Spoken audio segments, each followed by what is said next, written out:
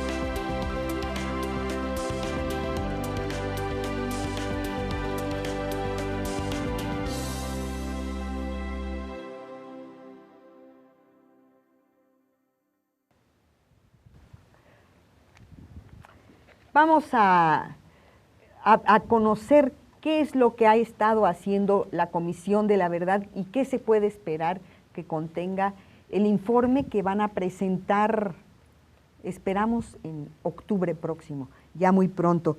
Pero antes, Nicomedes, si me lo permiten, yo creo que sería interesante ubicar un poco el contexto de lo que ocurrió en Guerrero, porque Guerrero requirió que se estableciera una comisión de la verdad independiente de las instituciones. Me comentaban esta cifra hace un momento. En cuanto a desaparición forzada, nada más, un indicador, a nivel nacional, la Comisión Nacional de Derechos Humanos establece tener registrados 532 casos. Solamente de Guerrero, 335, más de la mitad de los desaparecidos, detenidos desaparecidos de esas décadas, se produjeron en Guerrero. Y según los casos que ha documentado con verdad Guerrero, son muchos más. ¿Por qué? ¿Qué pasó en esa época ahí? 60s, 70s. Muy bien, Black. Muchas gracias por invitarnos a tu programa, que es muy valioso.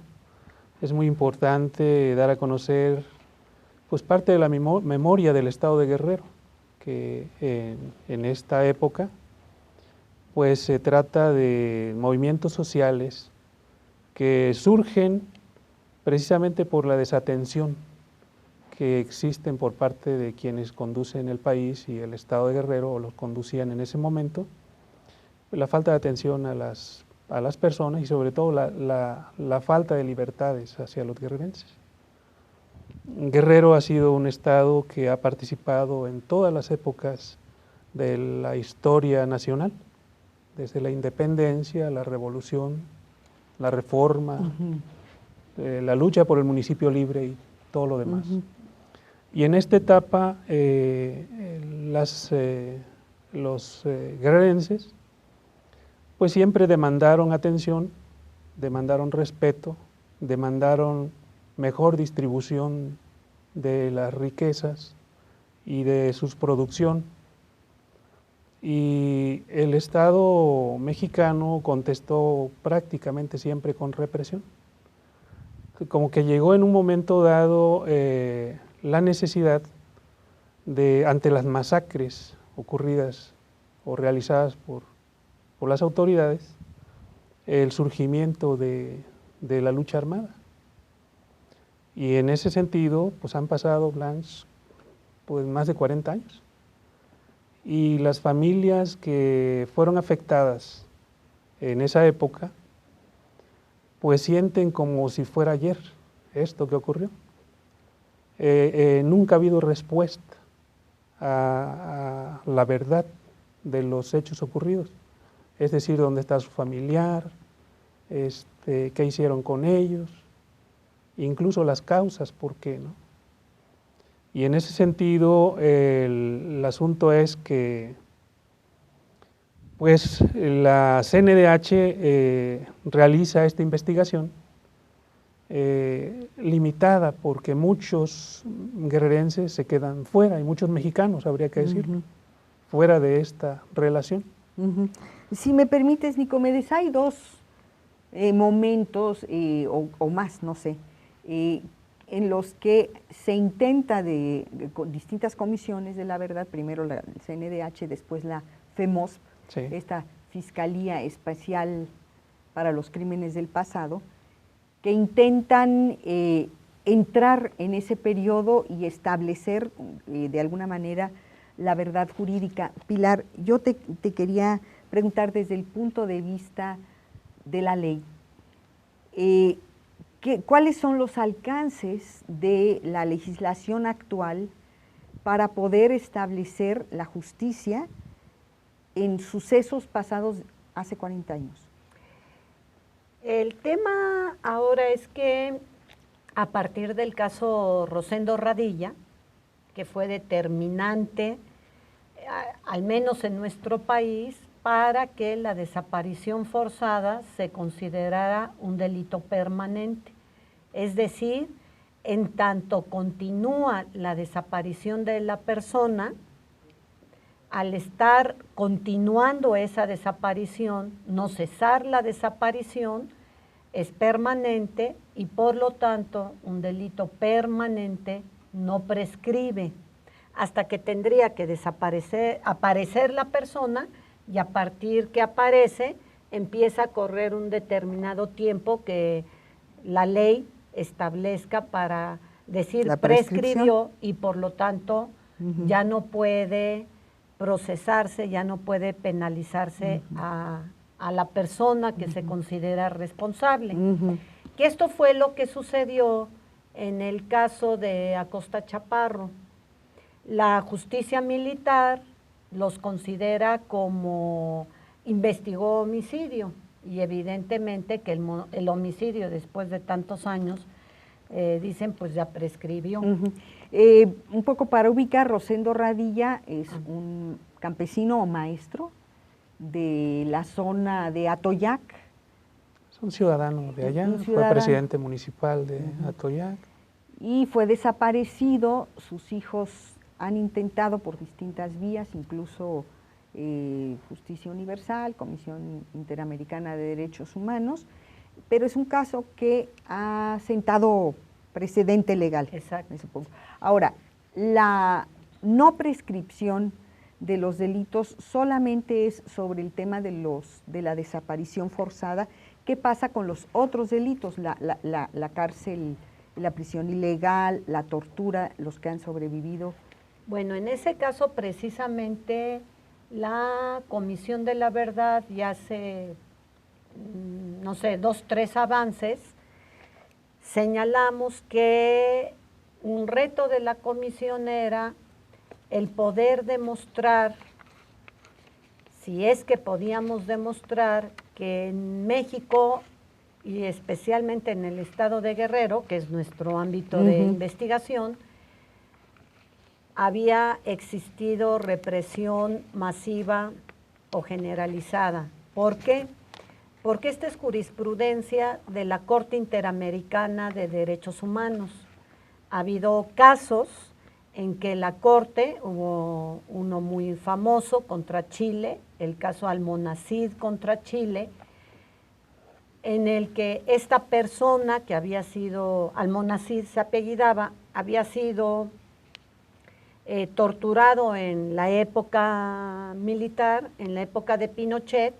La Corte Interamericana resolvió, muy importante, que a pesar de que el Estado de Chile no había siquiera firmado la Convención Americana, el Estado, la situación en que se había producido la tortura de esta persona, había sido en un contexto de represión masiva o generalizada. Y por lo tanto, eso provoca que sea un delito imprescriptible. O sea, en este caso, en el caso de los crímenes de lesa humanidad que ocurren en ese periodo en Guerrero, ¿ninguno ha prescrito? Habría que demostrar que primero son delitos de lesa humanidad, que las personas que fueron desaparecidas y después finalmente tuvieron la suerte de que las ponen a disposición de la ley, otros que los tienen desaparecidos y los liberan sin siquiera haber puesto ante un juez, lo que se considera sería una desaparición transitoria. Entonces, si se demuestra que una represión masiva o generalizada, estas personas todavía tienen derecho a una reparación del daño, porque sería un delito imprescriptible debido a que en una situación similar el criterio de la Corte Interamericana de Derechos Humanos que nosotros estamos considerando, por lo tanto, estas personas tendrían derecho a una reparación del daño. Y bueno, hay que hacer notar que en 2 años y medio ya ha habido varias personas que han muerto, que fueron víctimas en aquella época y han muerto por circunstancias naturales, por enfermedad. Claro, el tiempo ha pasado, ¿no? El tiempo ha pasado, claro, que es a lo que nosotros estamos convencidas y convencidos de que pues es a lo que está apostando el Estado mexicano, el gobierno, claro, que mueran los represores, que las víctimas se olviden, que las víctimas mueran, y además pues eso también va perdiendo la memoria y los testimonios de lo que sucedió, que es muy importante. Es más difícil registrar un hecho y probarlo después de tantos años que cuando lo tratas de investigar inmediatamente sucedido el hecho. Sí, justamente ese no olvido que es propio de las víctimas, o sea, de su experiencia, de los pendientes, de los duelos que nunca cerraron. Yo creo que es el sentido de una comisión de la verdad como esta. Me gustaría que pudiéramos abordar un poco los objetivos de la comisión, quiénes la integran y cómo han trabajado, cuál ha sido, digamos, la ruta que han seguido para trabajar este gran pendiente de la historia de Guerrero. Vamos a una pausa, volvemos en un momento.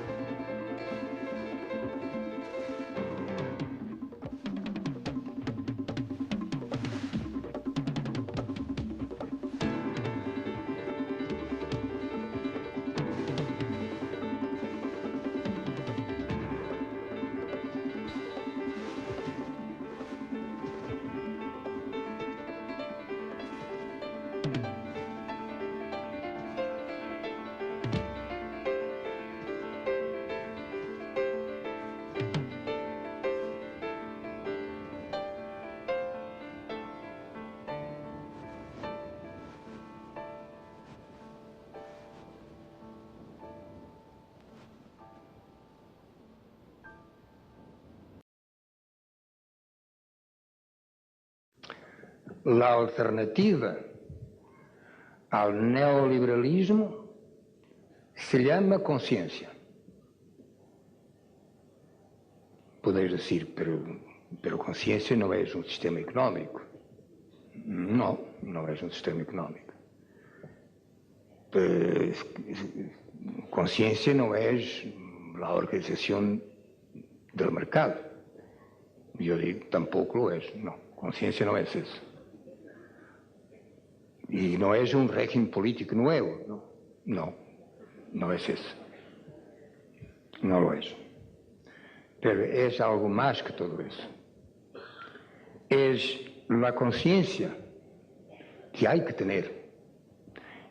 tener contra todo y contra todos los que precisamente entiendan que lo que no hay que tener es conciencia. Eso es lo que tenemos que formarnos todos los días, en la reflexión, en el debate.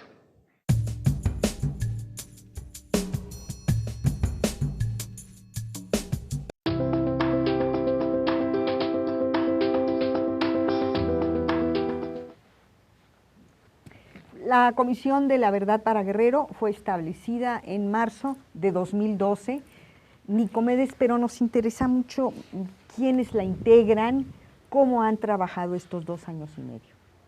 Muy bien, Blanche. Somos 5 comisionados nombrados por el Congreso del Estado a partir de la Ley 932. Preside esta comisión el doctor José Enrique González Ruiz. Integran también el doctor Arquímedes Morales Carranza. Ellos son ex rectores de la Universidad Autónoma de Guerrero, la compañera Hilda Navarrete Gorjón, Pilar Noriega García y su servidor, Nicomedes Fuentes García. Surge a partir de la petición de familiares y se viene trabajando desde la búsqueda desde el sexenio del ex gobernador Ceferino Torreblanca. Y bueno, ya fue en este sexenio de quien actualmente gobierna, que el Congreso pues emitió esa ley y surgió el nombramiento, ¿no? Para investigar violaciones a los derechos humanos durante la Guerra Sucia, y como dice, violaciones a los derechos humanos, la desaparición forzada es la violación más grande, es un delito de lesa humanidad, digamos el principal, pero lo otro también son los sobrevivientes. Después de 72 horas de reclusión, de detención, 3 días. 3 días, si no presentan a la persona detenida, pues es una desaparición forzada. Nosotros le llamamos desaparición forzada transitoria, y hay personas que fueron detenidas, que duraron meses, años, desaparecidos en el campo militar número 1. Sobrevivieron y ahora tenemos sus testimonios. Es importante rescatar y reconstruir esa memoria histórica. Eso es, Blanche. Los objetivos es la búsqueda de la verdad de los hechos ocurridos en un corte temporal del año 69 a 1979, así lo plantea la ley. Tiene que ver con las primeras desapariciones forzadas y las últimas. Eso es lo que... Muy bien. Pilar, yo recuerdo que Rosario Ibarra de Piedra, del Comité Eureka, señalaba que México es pionero, en el sentido negativo, lastimosamente, en este tipo de desapariciones forzadas en las que las personas ejecutadas o quizás vivas fueron arrojadas al mar. Después ocurrió lo de Argentina, pero antes en México hay un antecedente previo a este crimen contra la humanidad en México. ¿Qué han logrado investigar, establecer acerca de estos hechos? Mira, primero incluso nosotros tratamos de hacer una investigación en el mar. Hasta consultamos con un buzo profesional, pero ya después viendo las condiciones, cómo estarían las circunstancias, todo eso, vimos que era imposible poder encontrar restos. O iba a ser muy difícil y nosotros no teníamos los recursos suficientes para poder hacer eso. Lo que sí sabemos, y por los testimonios que tenemos, es que efectivamente incluso hay declaraciones de pilotos. Uno es un caso muy conocido, Zacarías Osorio, que de México se fue a Estados Unidos, después a Canadá. Canadá lo iba a expulsar, estuvo incluso en un juicio. Su abogado lo convenció de decir la verdad, ahora sí que decir la verdad, y Enrique Maza, de Proceso, transcribió el juicio y lo tituló un libro, Obligado a matar. Este hombre, y tenemos testimonio de otros, justo lo que dicen es que realizaron viajes para tirar cuerpos al mar. De hecho, hay uno de los pilotos que relata muy minuciosamente cómo se llevaban a cabo. De hecho, bueno, dice primero se adentraban al mar, baja, bueno, de altitud, ¿no? Casi muy bajo, y dice, pero cuando en alguna ocasión que ven luces, ¿no?, de embarcaciones, pues a partir de entonces se adentraban más. Después, por ejemplo, dicen que cuando se dice que empiezan, es el relato de otro testimonio que vimos, vimos, porque no tenemos todavía. Digo, o sea, físicamente, pero nosotros tenemos fe pública y de eso puedo hacer constar yo. Es un testimonio que obra en el caso de Acosta Chaparro, que dice que los cuerpos, se dijo que empezaban a aparecer cuerpos en la costa de Oaxaca, y a partir de entonces lo que hacían era meter a la persona o su cuerpo en un saco de istle, ponerle piedras y arrojarlo al mar. Eso es un hecho que con eso está probado que efectivamente hubo gente tirada al mar, también hubo gente enterrada. Sí, y sobre eso vamos a hablar más adelante, porque me interesaría que nos contaran de la reciente excavación que hicieron, cuáles fueron los hallazgos que fortalecen el caso de Guerrero. Pero antes, tengo aquí a la mano esta entrevista que les hice a ustedes dos en el 2012, justamente a raíz de la muerte de Mario Arturo Acosta Chaparro. Fue asesinado en una colonia popular, un crimen bastante extraño, pero es un ícono de esta etapa represiva, y junto con otro general que estuvieron a cargo en los 70s de la política contrainsurgente en Guerrero, el general Quirós Hermosillo, son señalados como principales responsables. Desde hace años se les señalan como principales responsables de los crímenes conocidos. ¿Qué pasa cuando los perpetradores de estos delitos ya están muertos? ¿Qué sentido tiene la realización de una investigación de este tipo? Pues es muy importante la investigación, porque se trata de reconstruir los hechos y poner a cada quien en su lugar, conocer la verdad, es importante. Estas personas, en efecto, fueron un ícono de la represión en aquella época, pero la responsabilidad, y tenemos las pruebas ahora, pues no es solamente de ellos fueron ejecutores, fueron las manos que operaron pues todo el aparato represivo, entre otros. Pero la decisión fue una decisión política del Estado mexicano, de las más altas esferas del poder político en este país. Y en ese sentido, es precisamente responsabilidad del Estado mexicano los crímenes que se cometieron en esa época. ¿Podríamos decir, Luis Echeverría sería imputable en este caso? Así es. Quienes estaban en ese momento conduciendo este país son los responsables, definitivamente, de los hechos ocurridos. Y esto ocurrió desde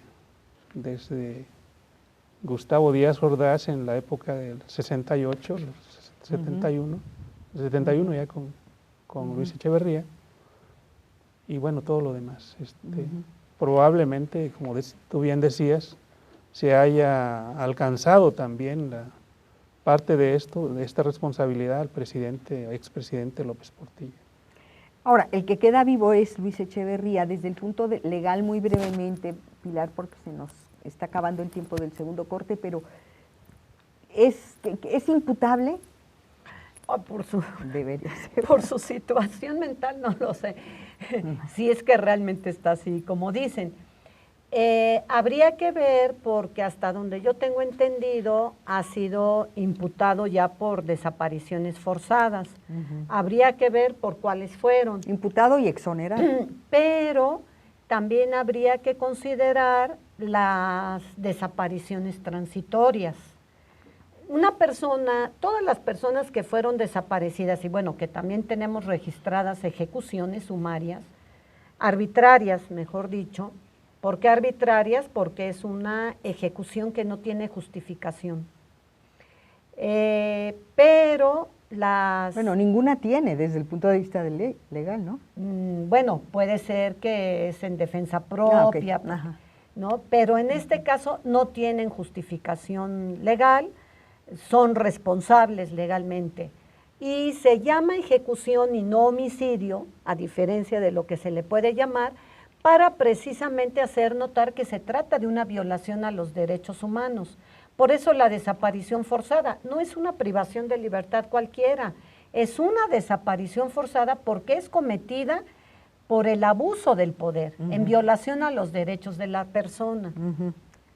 Ahora, se detuvo arbitrariamente a la persona, se la torturó, en fin, la jurisprudencia universal, ¿qué es lo que dice? En una desaparición forzada se viola un gran número, ¿no? Es un espectro amplio de derechos violados, incluso social y familiarmente. Entonces, y en este caso, las personas que sufrieron violación, desaparición forzada transitoria, todavía pudieran ser parte acusadora en un juicio contra Luis Echeverría. Vamos a hacer una pausa. Me gustaría en el próximo segmento que me platicaran de lo que han trabajado hasta ahorita en los distintos cortes informativos o los reportes parciales que han emitido, cuáles son los hallazgos, cuáles son las novedades que ha sacado a la luz Con Verdad Guerrero. Vamos a una pausa, no se vaya.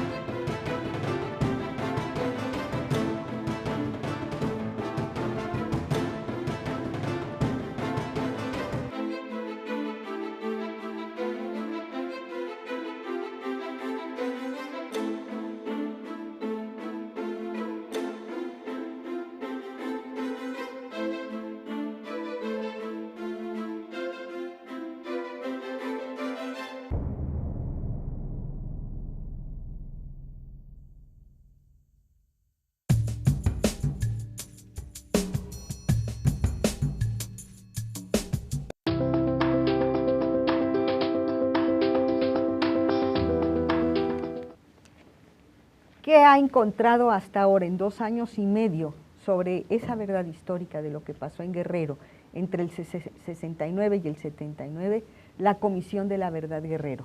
Nicomedes. Bueno, pues le dimos seguimiento a la investigación. documentamos casos que no estaban documentados antes por ningún organismo que nos precedió. Le dimos seguimiento a la información que llegó a partir de los testimonios. Algunos de esos testimonios, por cuestiones de seguridad, los tomamos de manera anónima para garantizarle la seguridad a las personas que nos daban esa información. Eso no se había hecho antes, ¿verdad? Tomar Pues, testimonios de manera anónima para... Pues no sé qué tanto vaya a funcionar. Fue un compromiso que establecimos con los testigos porque no podíamos blindarlos de otra manera, exponerlos. Ajá.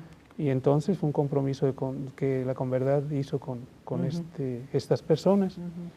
Eso nos llevó de alguna manera a la búsqueda ya más de lleno a entierros que ocurrieron en la Sierra de Guerrero en ese tiempo. Hicimos excavaciones en el Posquelite, municipio de Coyuca de Benítez, en la Sierra de Coyuca de Benítez. Hicimos en las Trincheras, municipio de Atoyac. Y por último, trabajamos también algunas excavaciones en lo que fue el ex cuartel militar, o que fue el cuartel militar de esa época, en Atoyac. Positivo en el caso del Posquelite. La información era muy buena, de primera mano. Las comunidades cercanas a donde ocurrieron los hechos colaboraron con nosotros. Esas comunidades todas en la sierra fueron hostigadas en esa época, cercadas, hostigadas, sin la posibilidad de pasar alimento suficiente, medicamentos, desplazarse libremente. Y ahora pues con la invitación, el trabajo de la Converdad, les generamos confianza y nos dieron esa información y ese apoyo. Rescatamos 2 osamentas que pues, estamos buscando todavía de saber de quién se trata. Se le están haciendo los estudios pertinentes y le estamos dando seguimiento a los probables familiares de estas personas caídas ahí. Y pues fue lo que logramos en términos de las excavaciones. El tiempo se nos fue, ya también nos quedamos sin recursos económicos, y eso pegó a la Converdad en el asunto de los recursos humanos, ya no tuvimos personal también, y entonces, bueno, estamos en las últimas con muchas dificultades. Esto es importante. ¿Por qué se quedan sin recursos? Si es una decisión del legislativo guerrerense, si hay una decisión política inicial de formar una comisión de la verdad, si deben contar con un presupuesto para trabajar con recursos, ¿por qué les cortaron los recursos? ¿Cuántos recursos les cortaron? Bueno, nosotros tuvimos recursos hasta el 17 de abril, que cumplíamos 2 años de ejercicio. ¿De este año? De este año, 2014. De ahí para acá, bueno, ya no hemos tenido presupuesto. Y, ¿por qué no? Y no nos explicamos de alguna manera cuál es la razón, porque sí, el gobierno del Estado de Guerrero sí tenía la obligación de proporcionar los recursos suficientes, así lo dice la ley, para las actividades de la Converdad. Probablemente pues es el Congreso quien tiene que asignar los recursos y pues siempre los señores diputados no están a lo mejor tan comprometidos con estos temas, ¿no? Y pudiera ser eso una causa de alguna manera. ¿O será que estaban sacando, desenterrando, literal, no lo digo en sentido literal, sino figurativo, desenterrando verdades incómodas para ciertos actores políticos de Guerrero? O nacionales. O nacionales. Y no le llamaría yo figurativo, real, o sea, desenterrando metafóricamente, pero también realmente. A mí me parece indicativo que cuando ya en definitiva nos dicen que no tenemos recursos, tanto el Congreso como el gobierno del Estado de Guerrero, ya sí, definitivamente nos lo dicen, fue después de haber localizado el primer cuerpo en el Posquelite. Digo, da la casualidad, no sabemos, ¿no? Pero no podemos decir qué fue lo que pasó. Yo creo que a ciencia cierta tampoco podemos estar haciendo afirmaciones. Lo cierto es pues que se lo tendrías que preguntar a ellos. Ajá. De haber continuado, hubieran podido identificar más cuerpos, quizás, más fosas de este tipo. Probablemente porque le hubiéramos invertido a la búsqueda. Van a quedar muchas cosas pendientes, Blanche. Ah, sí. Yo creo que la Converdad pues ha logrado pues iniciar de manera firme, digamos, esta búsqueda. Pero van a quedar muchas cosas pendientes, líneas de investigación pendientes y la verdad mayoritariamente pendiente. La verdad de los hechos igual no vamos a concluir el tema, a cerrar este tema, no pudimos hacerlo. Y Blanche, mira, todo este esfuerzo de meternos a cavar, a estar en el fondo del hoyo y sacando piedras, raíces y todo lo que encuentra uno ahí, para de repente no encontrar nada, se pudiera evitar si la Secretaría de la Defensa Nacional o el Estado o quien conduce este país pues dijera dónde los dejó, ¿no? Y quedara de ahí una satisfacción a los familiares, ¿no? Creo que eso sería fabuloso, que este tema se asumiera así, de frente a todos los mexicanos, ¿no? Como un problema social pendiente. Claro.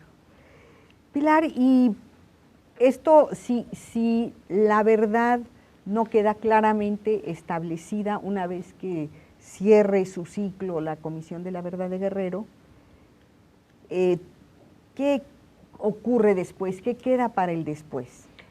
Mira, de acuerdo con la ley, la comisión debe de hacer recomendaciones. Y pues una puede ser eso, ¿no? Llegar hasta el fondo.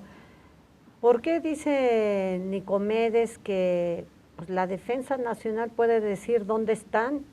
Porque ellos tienen que saber dónde enterraban a las personas. Ahí en el cuartel militar, debido al caso Rosendo Radilla, que ese caso es paradigmático porque llegó hasta la Corte Interamericana de Derechos Humanos, el Estado mexicano decía, oye, es que los hechos sucedieron antes de que México reconociera la Corte y la Corte se declaró competente precisamente por tratarse de una desaparición forzada y la Corte Interamericana ya dice que la desaparición de Radilla sucedió en un contexto de represión masiva.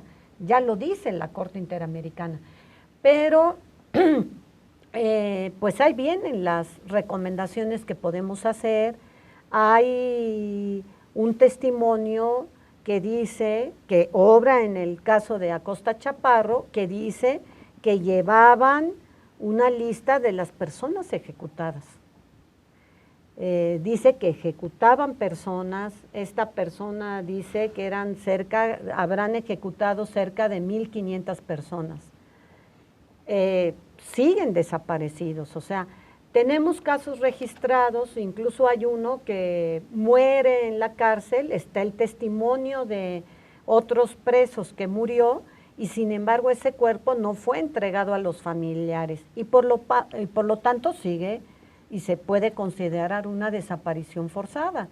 Es ahí la crueldad, ¿no? La deshumanización que pretende el Estado y el sufrimiento, y más que nada de lograr que con las acciones que se hicieron, poder contener tanto a la guerrilla como a la población que consideraba que era la que sostenía y apoyaba a la guerrilla. De tal manera que pues hay que ver cuál es la situación del estado del país y ver si la impunidad de hoy pues se ha gestado desde mucho tiempo atrás, ¿no? Pero Claro. el estado de Guerrero es clave. Hay otro aspecto y es el que esta Comisión de la Verdad para Guerrero no todo ha sido miel sobre hojuelas, a pesar de partir de una decisión del Congreso, de una voluntad política del exgobernador guerrerense. En distintos momentos del proceso, los miembros de la Comisión de la Verdad han sufrido atentados y distintos intentos por detener su trabajo, además de este gravísimo de cortarles el presupuesto, de no proveerlos de recursos suficientes para poder concluir la labor. De esto vamos a hablar en un momento a la vuelta después de estos anuncios.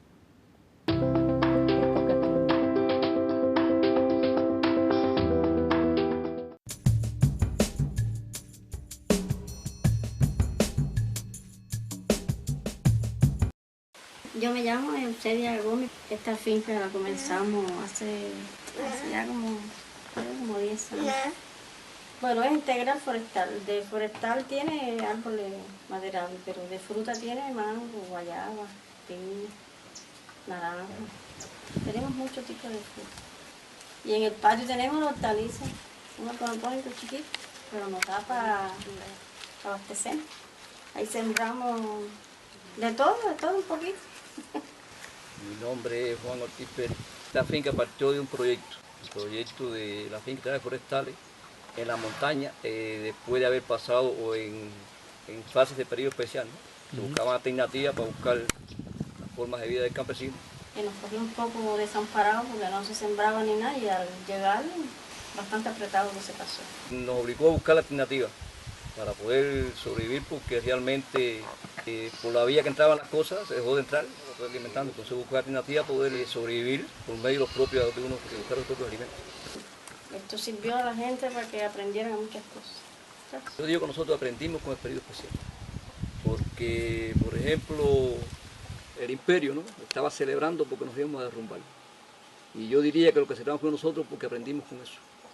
Nos dio una lección que nos enseñó a hacer cosas que nunca lo habíamos hecho. Estamos más fortalecidos.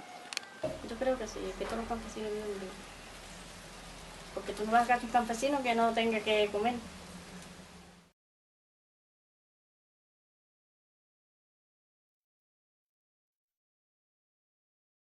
Comanilel.org. Mirada colectiva.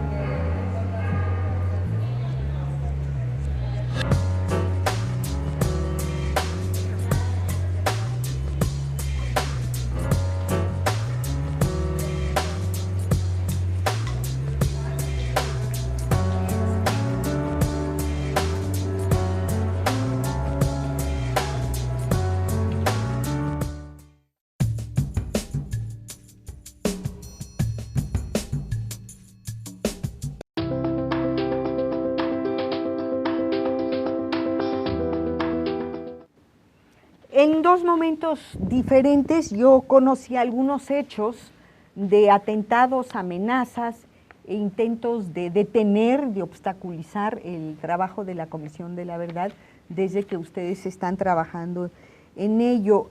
Uno data de febrero del 2013, me parece, que recibieron dos de los activistas de la Converdad Guerrero amenazas de muerte, y otro en marzo de este mismo año, quizás antes, en el que ustedes dos sufrieron también un atentado carretero y el tema fue incluso planteado ante la Comisión Interamericana de la OEA. ¿Qué pasó en estos dos casos? ¿Y qué otras formas de quererlos detener han sufrido ustedes? Bueno, Blanche, el asunto es que hay mucha violencia en el país, hay mucha violencia en el estado de Guerrero, y en los primeros casos creo que fue una situación directa a la comisión, porque se trata de la penetración de la Policía Federal a nuestras oficinas en Acapulco. Y después la ruptura de un vidrio de las oficinas de Chilpancingo, que es la oficina sede, en un lugar donde por la ubicación del edificio donde está la oficina, tenía que ser directo al vidrio, porque ese vidrio no da a la calle, es penetración por escaleras y finalmente llegar a la oficina. Y esa es una situación que ya con el primer antecedente nosotros lo tomamos muy en serio. Igual fue una agresión directa a la Converdad. El otro caso es llamadas amenazantes a la comisionada Hilda Navarrete Gorjón, de Coyuca de Benítez.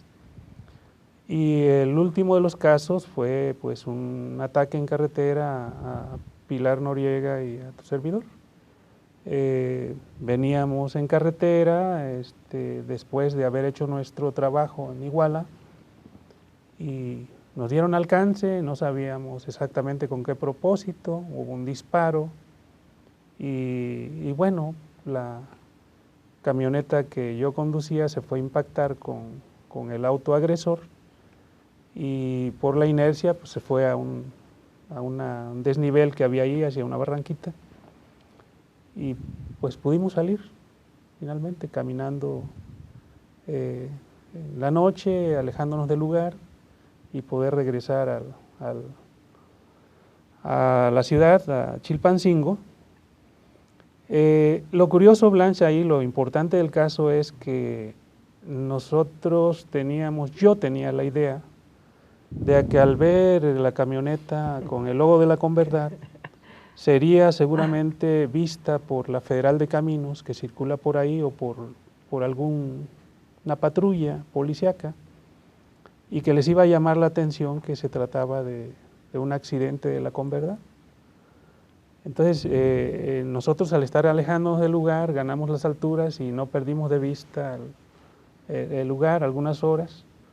Ese incidente fue como a eso de las 6 de la tarde y 2 horas después, ya oscuro, llegó una grúa que se llevó la camioneta. Nosotros yo esperaba un operativo de búsqueda donde seguramente nos íbamos a acercar a la carretera, pero eso no ocurrió. Nosotros pudimos llegar, nos presentamos al Palacio de Gobierno al siguiente día, como a las 8 de la mañana, no había ninguna información, no sabían quién tenía la camioneta.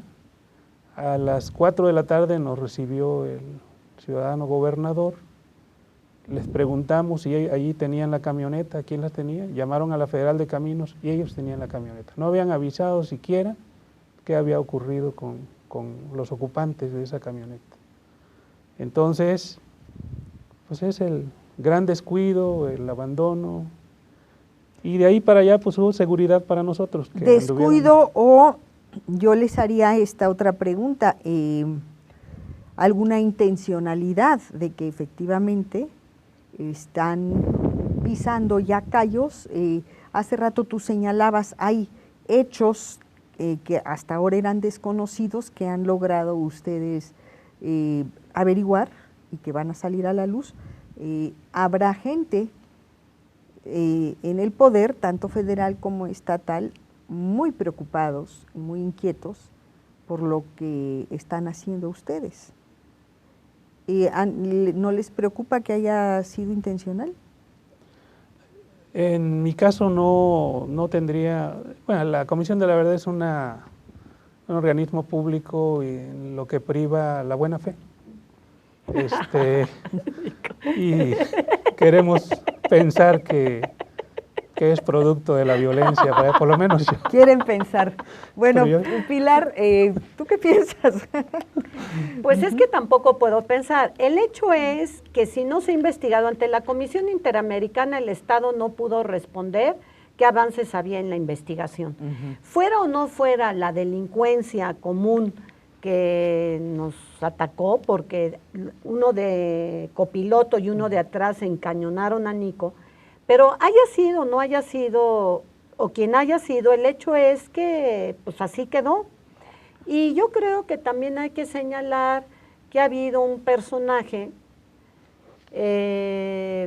que ampliamente y constantemente ha criticado y denostado a la Comisión de la Verdad.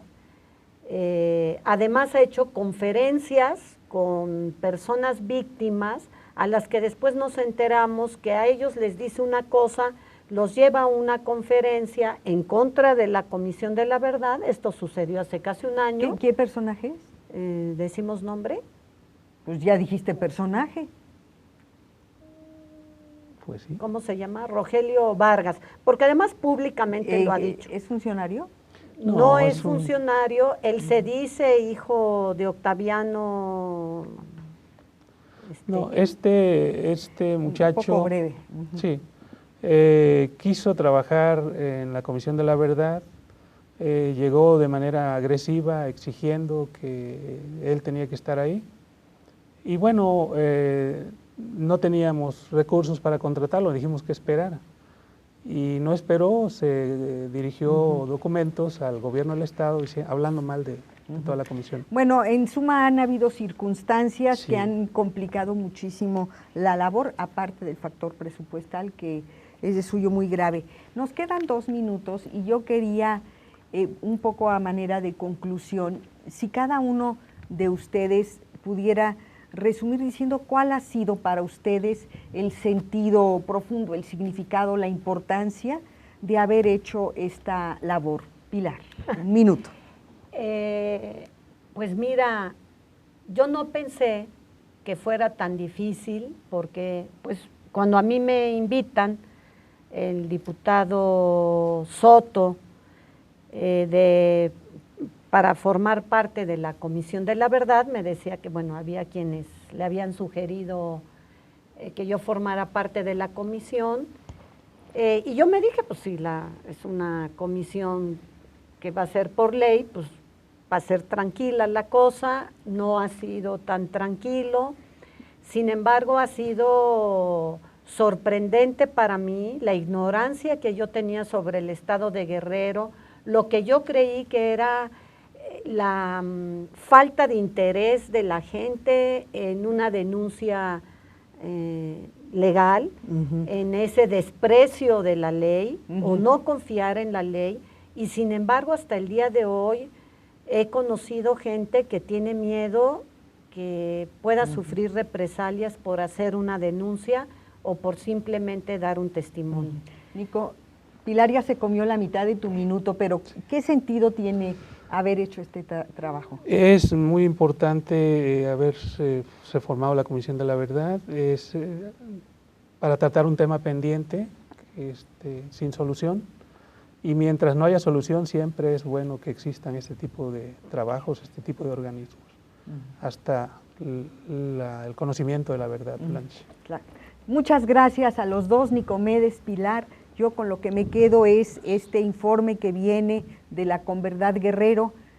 Va a poner a la luz pública datos que no se conocían de lo que ocurrió en Guerrero en los años 70. Habrá que estar muy pendientes. Tiene mucho sentido recuperar la memoria de los hechos del pasado para la no repetición en el futuro, ¿no es así? Así es. Bueno, a los gracias. dos muchísimas gracias. Yo me despido de este lado en Rompeviento Televisión. Nos vemos el próximo lunes. Muchas gracias, Blanca.